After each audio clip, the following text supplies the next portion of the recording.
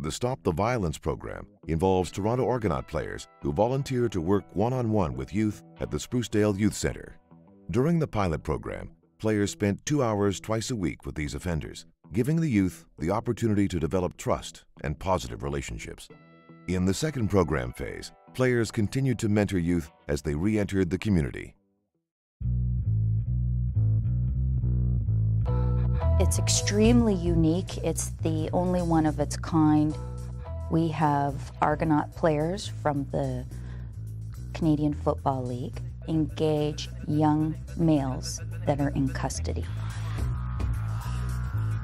Originally, we trained the players with a psychologist that had a background with youth and adolescents.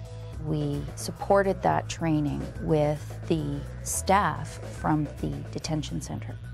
And they explained a lot of the challenges that the participants face while in custody. We have incorporated, and we worked very closely with the Ministry of Youth and Children's Services to develop a program that would get through some barriers right off the bat. Players would play basketball or touch football or work out with the participants in the program. We would slowly roll that into more of like a group discussion type of program. It's an unlikely partnership, but it has proven to be incredibly effective. I think it's important that we don't leave anybody behind, even what we deem as maybe the worst of a society. I think it's important that we don't give up on them. They're a reflection of us. They're a reflection of who we are. The offenders really felt special that someone like a professional athlete would invest their time in them and would care about them.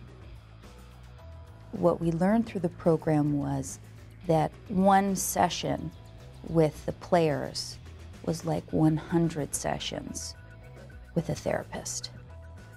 The participants of our program that have been released back into the community, the rate of reoffense for those participants has dropped from approximately 85% down to 25 to 35%. And we consider that a real success. We encountered some difficulty sort of navigating our way through the government world. I found navigating through youth justice was extremely easy and supportive to connecting with the right people. Once we did all the government relations, we were really good to go.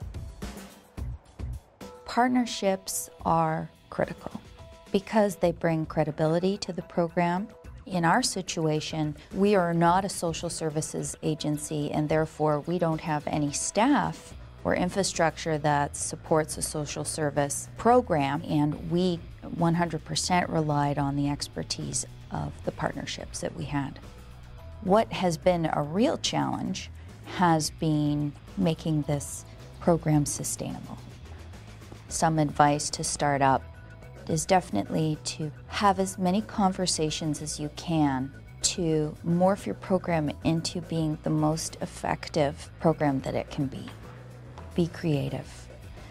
Think way outside the box. I think the biggest thing is to do your homework. Understand what you're dealing with. Understand that it won't happen overnight, that it takes an incredible amount of patience. You've got to be willing to give your time. You've got to be there. You've got to build the trust up. A lot of them are hard nuts to crack. A lot of the kids have been in situations where people have lied to them their whole lives. Honesty goes a long way. It's wonderful to hear a young person say they now have hope, they now have some inspiration, they now have a reason to make change and contribute to their community in a positive way.